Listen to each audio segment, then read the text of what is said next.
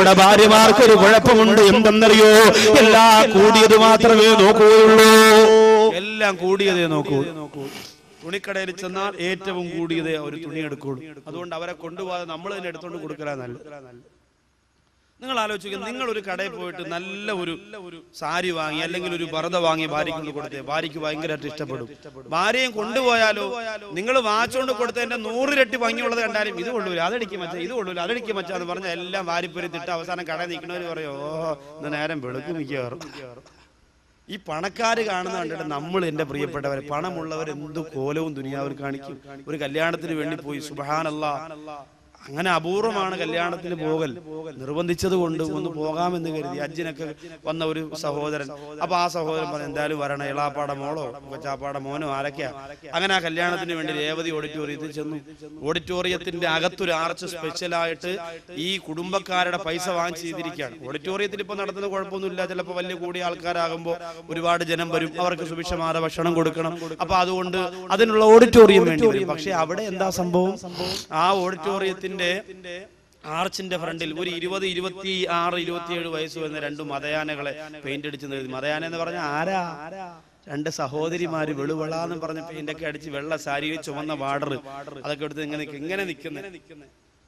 ആ ചിലപ്പോ ബിൽക്ക മുസ്ലിയാരെ, ഞാൻ പറഞ്ഞു ബിൽക്ക മുസ്ലിയാരല്ല, നൗഷാദ് മുസ്ലിയാർ. അങ്ങനെ ബിൽക്ക മുസ്ലിയാരെ സ്വീകരിക്കാൻ വേണ്ടി 2 പേരെ അവിടെ അപ്പുറം ഇപ്പുറം നിർത്തിയിരിക്കുകയാണ്, ബിൽക്ക മുസ്ലിയാർ. എന്നിട്ടോ ഉസ്താദൊക്കെ എത്ര മനോഹരമായിട്ട് പറഞ്ഞതാ, ബിരിയാണി വേണ്ടവർ പോകണേ തെക്കോട്ട്, നെച്ചോറ്റിനാഗ്രഹമുള്ളവർ വടക്കോട്ട്, വെറും ചോറ് കറിയും പ്രഥമനും കിഴക്കോട്ട്, കൈ കഴുകുവാൻ പോകേണ്ടരാ താഴോട്ട്. അല്ലാഹു മഹാനുഭാവന്റെ ഖബർ വിശാലമാക്കി കൊടുക്കട്ടെ. പോയിട്ടുണ്ടോ അടുത്ത ഖബർ? പോയിട്ടുണ്ടോ സിയാറത്തിന്? നേരമുണ്ടോ? 1-2 പേരെങ്കിലും തലകുലുക്കി അല്ലാഹു അവർക്ക് ഹിദായത്ത് ഉറപ്പിച്ചു കൊടുക്കട്ടെ. നല്ല സ്ഥലമാണ്. നമ്മളിങ്ങനെ എത്രയോ മഖ്ബറകൾ പോകുന്നുണ്ട്, എത്രയോ മക്കാമുകൾ പോകുന്നുണ്ട്. തഴവ ഉസ്താദിന്റെ മക്കാമിൽ ചെന്നിട്ട് അൽ ഫാത്തിഹ, അവിടെ പോയി ഒരു ഫാത്തിഹ ഓതി ഉസ്താദിന് വേണ്ടി ദുആ ചെയ്തിട്ട് ഇറങ്ങി വന്ന് മനസ്സിനൊരു സമാധാനമാണ്. അത് ആരാ അവിടെ കിടക്കുന്ന ഇൽമിന്റെ നിറകുടവാണ്. അസ്റായിൽ വരുന്ന സമയത്ത് വരെയും കിതാബ് കയ്യിൽ വെച്ചുകൊണ്ടിരുന്ന മഹാനാണ്. ആലോചിക്കണം, വലിയ മഹാനാണ്, ഒരിക്കലും മോശമല്ല. അള്ളാഹു ആ മഹാന്റെ മദ്ഹ് പേര് പറഞ്ഞതിന്റെ പൊരിച്ചുകൊണ്ടെന്നത് നമ്മുടെ ദുആ അള്ളാഹു സ്വീകരിക്കട്ടെ. അവരൊന്നും മോശക്കാരല്ല പ്രിയപ്പെട്ടവരെ. അവരൊക്കെ പഠിച്ച ഇൽമിന്റെ കടലാസിന്റെ ഒരു വരി 100 കൊല്ലം ബാക്കി ജീവിച്ചിരുന്നാലും പഠിക്കാൻ പറ്റില്ല. അവരൊക്കെ വലിയ മഹാനുഭാവന്മാരാണ്. ദുനിയായ ഇൽമു വരെ അള്ളാഹു കൊടുത്തിട്ടുള്ള മഹാനുഭാവനാണ്. അള്ളാഹു അദ്ദേഹത്തിന്റെ ഗുരുത്വവും പൊരുത്തവും പാവപ്പെട്ട ഒന്നിനും കൊള്ളാത്ത നമുക്ക് തന്ന അള്ളാഹു അനുഗ്രഹിക്കുമാറാകട്ടെ. അങ്ങനെ നമ്മെ അള്ളാഹു നന്നാക്കുമാറാകട്ടെ. അവരുടെയൊക്കെ നഷ്ടം ഒരു വല്ലാത്ത നഷ്ടം തന്നെ. അതുകൊണ്ട് തന്നെ പ്രിയപ്പെട്ടവരെ, പണക്കാര് പല കോലങ്ങളും കാണിക്കും. 3 കോടി രൂപയുടെ കല്യാണം പെരുമ്പാവൂരിൽ ഒരു വലിയ സമ്പന്നനായ മനുഷ്യൻ, മുസ്ലിം സഹോദരൻ നടത്തിയതാ. 3 കോടി രൂപ ഭക്ഷണത്തിന് മാത്രം. തലേ ദിവസം എൻ ജി ശ്രീകുമാറിന്റെ ഗാനമേള, കല്യാണത്തിന്റെ എരഞ്ഞോളി മൂസാര ഗാനമേള. ഒരു മാമ പറഞ്ഞത്, എരഞ്ഞോളി മൂസായെ കുറിച്ച് ഒരുപാടൊന്നും പറയണ്ട, ആൾ ഉണങ്ങിയിരുന്നാലും ഉള്ളത് കാതലാണ്. ആരാ നമ്മൾ ഓർത്തു നോക്കി? ഇതൊക്കെ നമ്മുടെ നാട്ടിൽ നടക്കുമ്പോ കൂലിവേല കഴിഞ്ഞു മടങ്ങി വരുന്ന ഭർത്താവിനോട് മോളെ നിക്കാഹിന്റെ കാര്യം പറഞ്ഞ് സങ്കടം പറയുന്ന ഉമ്മ, 50,000 രൂപ പോലും കടം വാങ്ങാൻ നിവർത്തിയില്ലാതിരിക്കുന്ന ഭർത്താവിനെ കൊണ്ട് ആഡംബരത്തിന്റെ കല്യാണം നടത്തിക്കാൻ 10 ലക്ഷം രൂപ മറിക്കാൻ നിർബന്ധിക്കുന്ന ഉമ്മ, അവസാനം ഇതെവിടെ കൊണ്ടുപോയി തീർക്കും? എന്റെ പ്രിയപ്പെട്ടവരെ, മോളെ കല്യാണം നടത്തിയിട്ട് വീട് വെച്ചിട്ട് ലക്ഷക്കണക്കിന് രൂപയുടെ കടത്തിൽ മുങ്ങിപ്പോറ എത്രയോ ഉപ്പമാരുണ്ട്, എത്രയോ കുടുംബമുണ്ട്. അല്ലാഹു നമ്മെ കടബാധ്യതയിൽ നിന്ന് പരിപൂർണമായി മരിക്കാനുള്ള ഭാഗ്യം അല്ലാഹു തരട്ടെ. അതുകൊണ്ട് പണക്കാര് പലതും പറയും, പക്ഷേ അത് കണ്ടിട്ട് നമ്മൾ ചാടല്ലേ. ഭർത്താവിന്റെ വരുമാനം പറഞ്ഞ്, മക്കളുടെ വരുമാനം പറഞ്ഞ് മാത്രം ചിലവിന് നേതൃത്വം കൊടുക്കണം സഹോദരിമാരെ. അതുകൊണ്ട് വിഷയത്തിലേക്ക് മടങ്ങി വരട്ടെ. നിങ്ങൾ ഈ ദുനിയാവിന്റെ ചതിയിൽ പെടല്ലേ. ആഖിറത്തേക്കാ ദുനിയാവിനെ ഇഷ്ടപ്പെട്ടു പോയ 4 ദൂഷ്യമാണ്.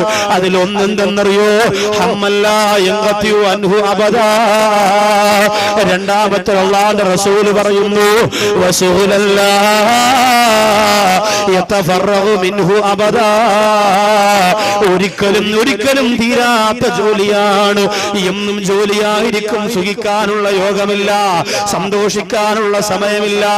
ജോലി ചെയ്യുക, പണമുണ്ടാക്കുക, ജോലി ചെയ്യുക, പണമുണ്ടാക്കുക. അങ്ങനെ രാപകലില്ലാതെ ജോലി ചെയ്ത് സുഖമറിയാറ്, സന്തോഷമറിയാറ്, സന്തോഷത്തിൽ ജീവിതത്തിന്റെ ഒരൽപ്പം നിമിഷം പോലും സന്തോഷിക്കാറ് പൊട്ടിക്കരന്നുകൊണ്ട് മരിക്കേണ്ടി വരും. ഇതാണ് രണ്ടാമത്തെ ദൂഷ്യം. മൂന്നാമത്തത് അമലല്ല യബ്ലഗു ഇലാഹു അബദാ. ഒരിക്കലും അവസാനിക്കാത്ത ആർത്തിയെ അല്ലാഹു നിനക്ക് തരുന്നതാണ്. ഒരിക്കലും അവസാനിക്കാത്ത ആർത്തി അല്ലാഹു നിനക്ക് തരുന്നതാണ്. എന്നാൽ എന്റെ പ്രിയപ്പെട്ടവരെ, ഒരു വിശ്വാസിക്ക് ആർത്തി ഉണ്ടാവുകയില്ല. സഹോദരിമാരിങ്ങനെ ഒന്നിന് പിറകെ ഒന്നായി ആഗ്രഹിക്കുന്നവരെന്തെന്നറിയോ? പെണ്ണെ നിന്നെ പടച്ചതുപോലും സ്വർഗത്തിലാണ്, പെണ്ണെ നിന്നെ പടച്ചതുപോലും സ്വർഗത്തിലാണ്. ആന്നെ പടച്ചത് സ്വർഗത്തിലല്ല, പടച്ചിട്ട് സ്വർഗത്തിൽ കിടത്തിയതാണ്. ആദം നബി അലൈഹി സ്വലാമിനെ അല്ലാഹു സ്വർഗത്തിൽ വെച്ചല്ല പടച്ചത്, വെളിയിൽ വെച്ച് പടച്ചിട്ട് സ്വർഗത്തിനകത്തേക്ക് കടത്തി അവിടെ നിന്ന് സ്വർഗത്തിന്റെ പല വർഗ്ഗങ്ങളൊക്കെ കഴിച്ച് നല്ല ആഫിയത്തൊക്കെ ശരീരത്തിനുണ്ടായി നല്ല ഭക്ഷണമൊക്കെ കഴിച്ചപ്പോ ആദം നബി അല്ലാഹുവിന്റെ അടുത്ത് പറഞ്ഞു, ഒരു ലേഡി കൂടി ഉണ്ടെങ്കിൽ സെറ്റപ്പായിരുന്നല്ലേ. ആദം നബിയുടെ ഭാഷയിൽ പറഞ്ഞു, ഞാൻ എന്റെ ഭാഷയിൽ പറഞ്ഞു, ഒരു പെണ്ണ് വേണം പടച്ചോനെ. വെറുതെ ഈ സ്വർഗത്തിൽ ഇത്രയും ചാപ്പാടുണ്ട്, അതുണ്ട്, ഇതുണ്ട് പറഞ്ഞിട്ട് കാര്യമില്ല. പെണ്ണും കൂടെ ഉണ്ടെങ്കിലല്ലേ ഒരു. അങ്ങനെ അല്ലാഹു സ്വർഗത്തിനകത്ത് ഹവ്വാ ബീവിയെ പടച്ചു കൊടുത്തു. അതോടുകൂടി പെണ്ണിന്റെ ശല്യം കാണാൻ രണ്ടും പുറത്തായി. പെണ്ണിനെ സ്വർഗത്തിലാണ് അല്ലാഹു പടച്ചത്. അതുകൊണ്ട് ഒരു കുഴപ്പമുണ്ട്. എന്തെന്നറിയോ? നല്ല ഏത് കടയുടെ മുമ്പിലേക്ക് വലിക്കാവോ, ഒന്ന് ചവിട്ട് വെക്കുക, നല്ല ചുരിദാർ ഉടനെ ഭർത്താവ് പറഞ്ഞു, നിന്നെ കുഴിച്ചാക്കാൻ 100 എണ്ണം വീട്ടിനകത്തില്ലേടി. എന്നാലും കുഴപ്പമില്ല വെച്ചാ വാങ്ങണ്ട, ഒന്ന് തൊട്ട് നോക്കിയിട്ട് നമുക്ക് പോവാം, പെട്ടെന്ന് പോവാം. വാങ്ങൊന്നും വേണ്ട, ഒന്ന് നോക്കിയിട്ട് അപ്പോഴേ നമുക്ക് പോവാം. സഹോദരിമാരെങ്ങനെയാണ്? ഭർത്താവ് മരിച്ചാലും കരയൂല, വാപ്പ മരിച്ചാലും കരയൂല. ആകെ കരയുന്നത് എപ്പോഴാ? കടുകിട്ട് വെക്കുന്ന ടിന്ന് പൊട്ടിപ്പോയാ, അല്ലോ എന്റെ ടിന്ന് പൊട്ടിയടേ. കാരണം മഞ്ഞ ഇടുന്ന ടിന്ന്, കടുകിട്ട് വെക്കുന്ന ടിന്ന്, ഇതൊക്കെ അവർക്ക് വലിയ ഇഷ്ടമാണ്. അതൊക്കെ വലിയ അലങ്കാരമായിട്ട് അതൊക്കെ പൊട്ടിപ്പോയാൽ അവർക്ക് സഹിക്കാൻ പറ്റില്ല. ഇങ്ങനെ ഭംഗിയുള്ള വസ്തുക്കൾ, ആഡംബരമുള്ള വസ്തുക്കൾ, ഇതിനോട് വലിയ താല്പര്യം. അത് എന്നും അങ്ങനെ തന്നെയാണ്, എപ്പോഴും അങ്ങനെ തന്നെയാണ്. അതുകൊണ്ട് എന്റെ പ്രിയപ്പെട്ട സഹോദരിമാരെ, പെണ്ണിന്റെ വാക്ക് കേട്ടുകൊണ്ട് ആർത്തിയുടെ നാൾ രൂപങ്ങളായി നമ്മൾ മാറാൻ പാടില്ല. അപ്പോ ആർത്തി വരും. ഒരു വിശ്വാസിക്കൊരിക്കലും ആർത്തി ഉണ്ടാവുകയില്ല. അതിന് തെളിവെന്തെന്നറിയോ? നബി സല്ലല്ലാഹു അലൈഹി വസല്ലമ തങ്ങളുടെ മുമ്പിലേക്ക് അവിശ്വാസിയായ ഒരു മനുഷ്യൻ വന്നിട്ട് പറയുന്നു, യാ റസൂലല്ലാഹ്, നബിയെ എനിക്ക് വിശക്കുകയാണ്, വിശപ്പ് സഹിക്കുന്നില്ല നബിയെ, അതുകൊണ്ട് എനിക്ക് എന്തെങ്കിലും തരണമെന്ന് പറയുമ്പോ അള്ളാന്റെ റസൂല് പറയുന്നു, നീ മുസ്ലിമാണോ? ആ മനുഷ്യൻ പറഞ്ഞു, ഞാൻ ഇസ്ലാം മതം സ്വീകരിച്ചിട്ടില്ല. അള്ളാന്റെ ഹബീബ് പറഞ്ഞു, നിനക്ക് ഇവിടെ 7 ആടുകൾ ഇവിടെ നിപ്പുണ്ട്, ആ 7 ആടിന്റെ പാല് നിനക്ക് വേണ്ടി ഞാൻ തരാ, നീ അത് കുടിക്കുമോ എന്ന് ചോദിക്കുമ്പോ സന്തോഷത്തോടെ സമ്മതിക്കുകയാണ്. നമ്മൾ അങ്ങനെ തന്നെ ജീവിക്കേണ്ടവരാണ്. മറ്റു മതത്തിൽപ്പെട്ടവരെ സഹായിക്കാനും നമുക്ക് മനസ്സുണ്ടാവണം. ഈ ഭരണിക്കാവിന്റെ ഈ പരിസരത്തുള്ള എത്രയോ സഹോദരങ്ങൾ, സഹോദരിമാർ ഹൈന്ദവ മതത്തിൽപ്പെട്ടവരുണ്ടെങ്കിൽ നിങ്ങൾ പഠിച്ചോ, നിങ്ങളെ നശിപ്പിക്കാൻ പഠിപ്പിക്കുന്ന മതമല്ല ഇസ്ലാം. നിങ്ങളുടെ ക്ഷേത്രം പൊളിക്കാൻ പഠിപ്പിക്കുന്ന മതമല്ല ഇസ്ലാം. നിങ്ങളെ ശബരിമലയിൽ ബോംബിടാൻ പഠിപ്പിക്കുന്ന മതമല്ല ഇസ്ലാം. എന്നാലും എന്റെ പ്രിയപ്പെട്ടവരെ, നമ്മുടെ ഗവൺമെന്റ് നമ്മളോട് ചെയ്യുന്ന ചതിയുണ്ടല്ലോ. ശബരിമല സീസൺ ആകുമ്പോ എന്തൊക്കെ ഭീഷണികളാണ് പത്രത്തിലൂടെ വരുന്നത്. ഇന്ന് വരെ ഏതെങ്കിലും ഒരു മുസ്ലിം ചെറുപ്പക്കാരൻ അവിടെ ചെന്നിട്ട് ഒരു അയ്യപ്പ ഭക്തന് ബുദ്ധിമുട്ടുണ്ടാക്കിയിട്ടുണ്ടോ? ഇല്ലല്ലോ. പക്ഷെ എന്തൊക്കെയാണ് എന്റെ പ്രിയപ്പെട്ടവരെ പറയുന്നത്? ശബരിമലയ്ക്ക് സീസൺ ആകുമ്പോ എന്തെല്ലാം ആക്രോശങ്ങളാണ് നടക്കുന്നത്. മുസ്ലിം സമുദായത്തെ പരിശോധിക്കാനും പരീക്ഷിക്കാനും വേണ്ട മോനെ. ഈമാനുള്ളവർ നിങ്ങൾ നശിക്കാൻ ആഗ്രഹിക്കുന്നവരല്ല, നിങ്ങളുടെ ഹിദായത്തിന് വേണ്ടി ദുആ ചെയ്യുന്നവരാണ്. പുൽമേടിൽ മരിച്ചു വീണ 100 കണക്കാർ അയ്യപ്പ ഭക്തന്മാരുടെ പത്രത്തിൽ വന്ന വാർത്ത കണ്ടിട്ട് നിങ്ങളുടെ കണ്ണ് നിറഞ്ഞില്ല ആരെങ്കിൽ, എന്റെ പ്രിയപ്പെട്ട ഹൈന്ദവരെ, അത് കണ്ട് കരഞ്ഞു പോരവനാണ് ഞാൻ. കാരണം അവരും മനുഷ്യനാണല്ലോ.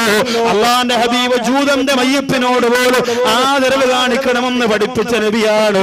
ആ നബി തങ്ങളുടെ മുമ്പിലേക്ക് വന്നിട്ട് ഈ പാവപ്പെട്ടവൻ പറയുന്നു, ഞാൻ ഇസ്ലാം മതം സ്വീകരിച്ചിട്ടില്ല, എനിക്ക് വിശക്കുകയാണ്, വല്ലതും തരണം. നബി തങ്ങൾ 7 ആടിന്റെ പാല് കറന്നിട്ട് ആ മനുഷ്യന് കൊടുത്തു. അത് കുടിച്ചിട്ട് അയാൾ പറഞ്ഞു, നബിയേ, എന്റെ വിശപ്പടങ്ങിയിട്ടില്ല, എന്റെ വിശപ്പ് തീർന്നിട്ടില്ല, എന്നാലും ഞാൻ തിരിച്ചു പോവാണ്, ഇനി ആടിവിടെ ഇല്ലല്ലോ. ഇയാള് പിന്നീട് മുസ്ലിമായിട്ട് അള്ളാന്റെ ഹബീബിന്റെ മുമ്പിലേക്ക് ഇസ്ലാം മതം സ്വീകരിച്ചതിന് ശേഷം വരികയാണ്. വന്നിട്ട് പറയുന്നു, നബിയേ, മുമ്പ് ഞാനിവിടെ വന്നിട്ടുണ്ട് നബിയേ, അന്ന് എനിക്കുണ്ടായിരുന്ന വിശപ്പിനേക്കാൾ ഒരുപാട് വിശപ്പ് എനിക്ക് ഇപ്പോഴുണ്ട് നബിയേ, അതുകൊണ്ട് എനിക്ക് പഴയതുപോലെ നിങ്ങൾ പാല് തരുമോ എന്ന് ചോദിക്കുമ്പോ അള്ളാന്റെ റസൂല് പറയുകയാണ്, വിഷമിക്കണ്ട, അന്ന് 7 ആടിനെ കറന്നു തരാനേ പറ്റിയോളെങ്കിൽ ഇന്ന് 70 ആടിന്റെ പാല് വേണമെങ്കിലും കറന്നു തരാനുള്ള സംവിധാനം, സൗകര്യം എന്റെ സഹാബത്തിനുണ്ട്, അതുകൊണ്ട് സങ്കടപ്പെടണ്ടാന്ന് പറഞ്ഞ് ഓരോ ആടിനെ ഇതാ കറക്കാൻ തുടങ്ങി. 1ാമത്തെ ആടിനെ കറന്നുകൊണ്ട് പാല് കൊണ്ടുവന്ന സഹോദരന്റെ കയ്യിലേക്ക് കൊടുക്കുമ്പോ പകുതി പാല് കുടിച്ചിട്ട് അയാള് പറയുന്നു, മതി നബിയേ, എന്റെ വിശപ്പ് തീർന്നു നബിയേ. അള്ളാന്റെ റസൂൽ ചോദിച്ചു, എന്ത് നിന്റെ വിശപ്പ് തീർന്നു പോയതെന്ത്? അന്ന് വന്നതിനേക്കാളും വിശപ്പോടുകൂടിയാണല്ലോ വന്നത്, എന്നിട്ടെന്തേ ഇപ്പൊ വിശക്കുന്നില്ല എന്ന് ചോദിക്കുമ്പോ ആ സഹോദരൻ പറയുന്നു, നബിയേ, എന്തെന്ന് എനിക്കറിയില്ല, അള്ളാന്റെ ഹബീബ് പറഞ്ഞു, നീ ആ പാല് കുടിക്കുന്നതിന് മുമ്പ് നിന്റെ ചുണ്ടോട് ചേർത്ത് വെച്ച് ബിസ്മില്ലാഹിർ റഹ്മാനിർ റഹീം എന്ന് പറഞ്ഞില്ലേ, അതിന്റെ ബറക്കത്താണ്. അവിശ്വാസികൾക്കത് പറയാനുള്ള യോഗമില്ലല്ലോ, അവിശ്വാസികൾക്ക് അൽഹംദുലില്ലാ പറയാനുള്ള യോഗമില്ലല്ലോ. അവിശ്വാസികൾക്ക് ഭക്ഷണം കഴിക്കുമ്പോ ബിസ്മില്ലാഹിർ റഹ്മാനിർ റഹീം എന്ന് പറയാൻ കഴിയില്ലല്ലോ. അതിന് അല്ലാഹു എന്നെയും നിങ്ങളെയും തിരഞ്ഞെടുത്തില്ലേ, അത് നമ്മുടെ ജീവിതത്തിന്റെ ബറക്കത്താണ്. അത് പറയാൻ പോലും സമയമില്ല നമുക്ക്, അതൊന്നും ഉച്ചരിക്കാൻ പോലും നേരമില്ല നമുക്ക്. എന്റെ പ്രിയപ്പെട്ടവരെ, വേണ്ട വേണ്ട, ആ വിസ്മയോടുകൂടി ജീവിച്ചത് കൊണ്ടല്ലേ